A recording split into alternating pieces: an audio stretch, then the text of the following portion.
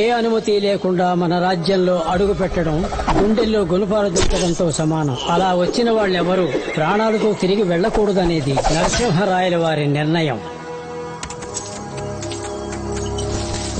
విజయంతో తిరిగి వచ్చిన మహారాజు కోసం అంతఃపురంలో ఇంకొక శుభవార్త ఎదురు చూస్తోంది.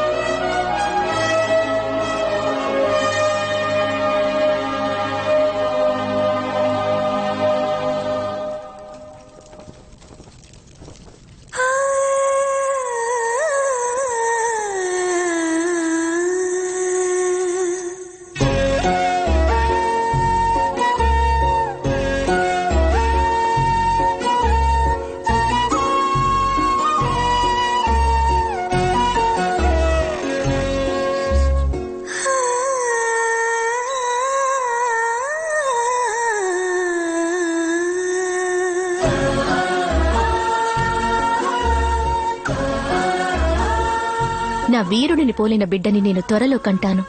ఏ ఆ బిడ్డ నిన్ను పోలి ఉండకూడదా? ఆడో మగో వారు తమరిలా మన రాజ్యాన్ని కాపాడదరు. కాని ఆ ఆనందము సంతోషము కొద్ది రోజులు కూడా కొనసాగలేదు.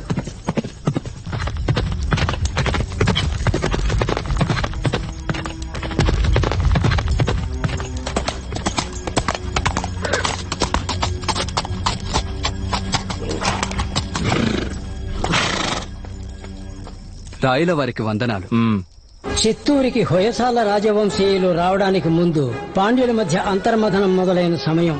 ఢిల్లీని పరిపాలిస్తున్న అల్లావుద్దీన్ ఖిల్జీ చిత్తూరుని కైవసం చేసుకోవాలని మాలికాఫూర్ నాయకత్వంలో భారీ సేనను పంపాడు. చిత్తూరుని కైవసం చేసుకోవాలని బయలుదేరిన మాలికాఫూర్ కొంతమంది వీరులను గూఢచారులుగా పంపాడు. వాళ్లు సింహాద్రిపురంలో అడుగుపెట్టగా నరసింహరాయ మహారాజు ఏ ఒక్కరిని వదిలిపెట్టలేదు. తప్పించుకున్న గుర్రం వెళ్లి సమాచారాన్ని అందించింది.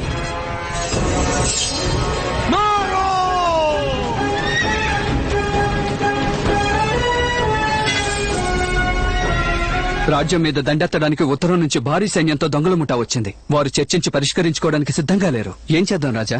మన బలయ ఖడ్గాను ఉపయోగించాల్సిన తరుణం ఇది. వచ్చిన వారు 40,000కు పైగా ఉంటారు. కానీ మన వద్ద 5,000 మంది వీరులే ఉన్నారు. 5,000ని తక్కువ చేసి మాట్లాడకు.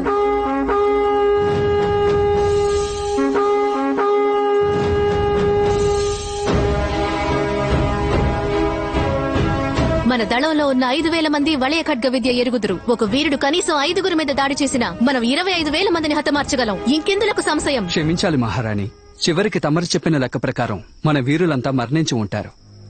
అప్పుడు మిగిలి ఉన్న వారి సైన్యం మన సంపద కోసం, స్త్రీల కోసం లోపలికి చొరబడుతుంది. చొరబడలేరు, చొరబడనివ్వను. రేపు జరగబోయే యుద్ధంలో మనం పన్నబోయే వ్యూహం శూల వ్యూహం.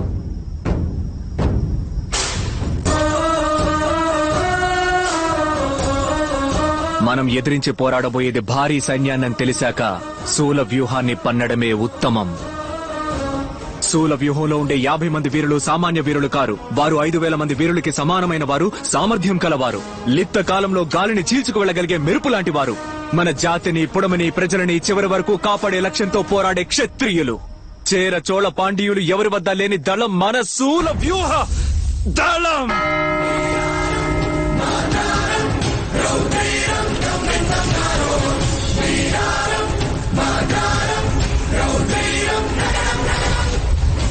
శూల వ్యూహ దళం అనేది ఆత్మహత్యా దళంతో సమానం.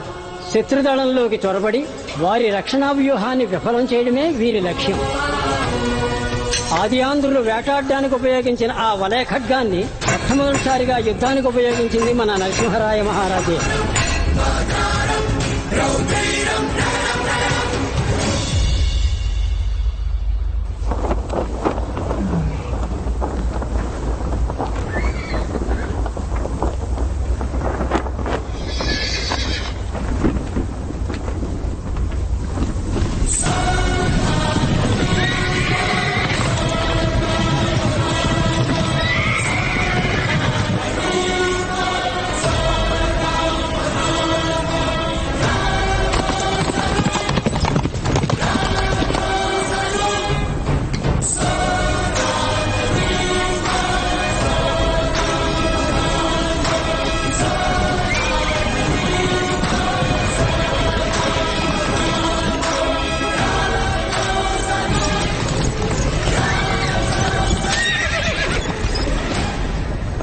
वजीर आजम, तीर चलाने का हुक्म दो।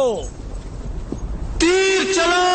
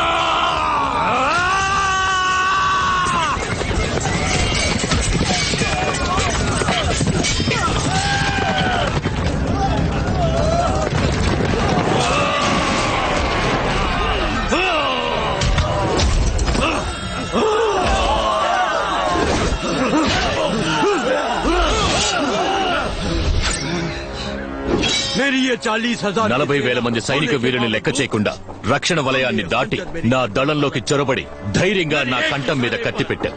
నా దళం నిన్ను నలిపి